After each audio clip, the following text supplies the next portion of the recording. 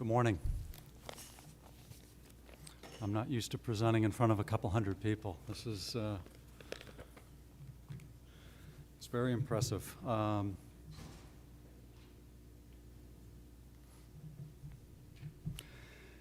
little bit about myself, and I'm not going to spend a lot of time on it, so there you go.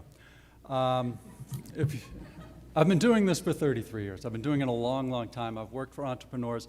I've had 2 failures, and I've had a few successes.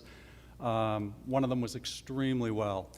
So I joined, I left Price Waterhouse very early to go work for an entrepreneurial firm, and we crashed and burned.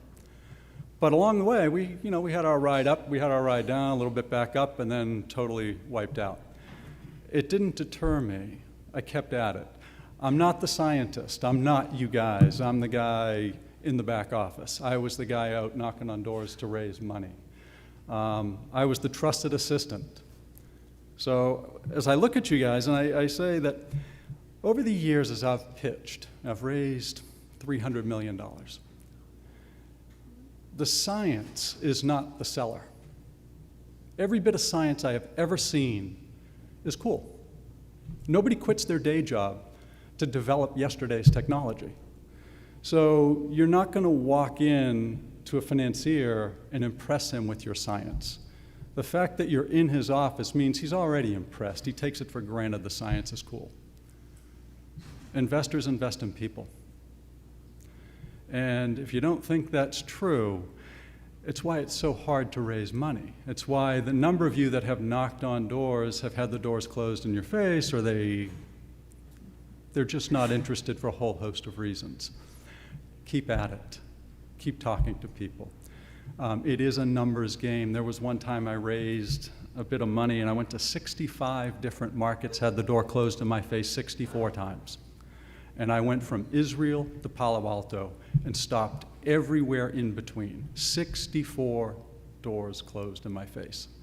And every time they do, they spend a few minutes with you, they tell you why they're not going to invest, they tell you maybe you ought to tweak your presentation a little bit here and there. Well, after you tweak your presentation 64 times, guess what happens? You are right back to the presentation you started with. And so go with your gut and smile, nod, take their advice, listen to their advice, but at the end of the day, you know your business. You know your people. You know what it is you're trying to accomplish. Just go on to the next door. And it really is a numbers game.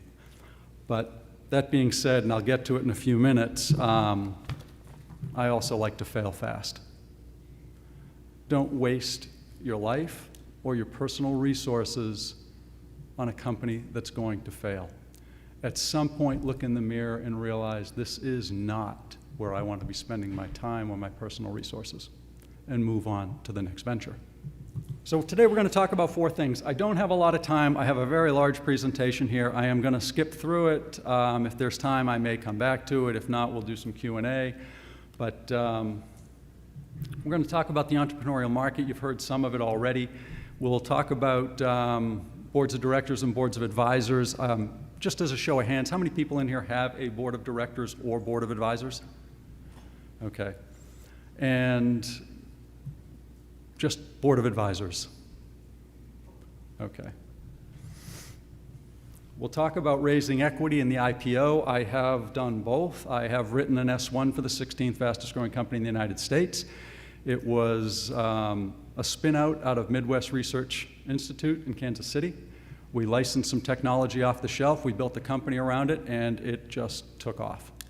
And then I'm going to give you my 2 cents.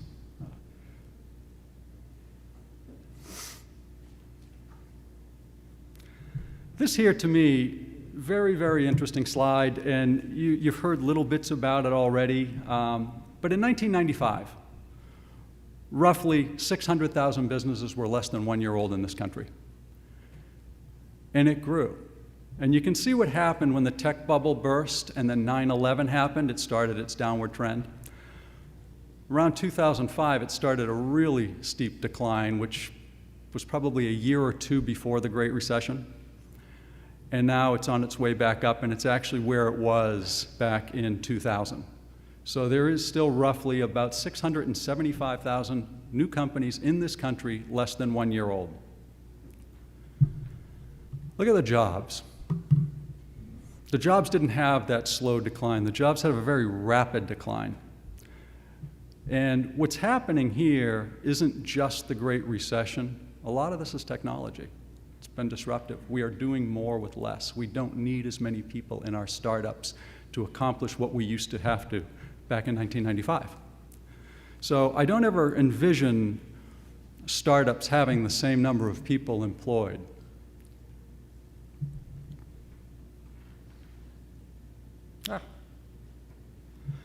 This is the sad part. And you know, oftentimes over the years, sitting in senior management meetings, I am the skunk at the picnic. And so today I will be the skunk at the picnic. First, I applaud you guys for what you've done. But this downward trending graph, it doesn't matter what year you look at over the last 30 or 40 years. They all look like this. In year one, 100% of you survive on day one.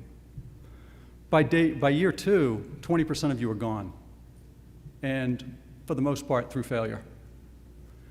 This downward trend starts to shift in and around year 5 through buyouts. Some of you survive and then sell the business, but it doesn't really level off until the 20th year, and by then 80% of you are gone. This is from the Bureau of Labor Statistics, and this graph never changes. It's really a fascinating graph. So you're embarked on something that is risky, scary, but if you're one of the few that succeed, it is absolutely worth it.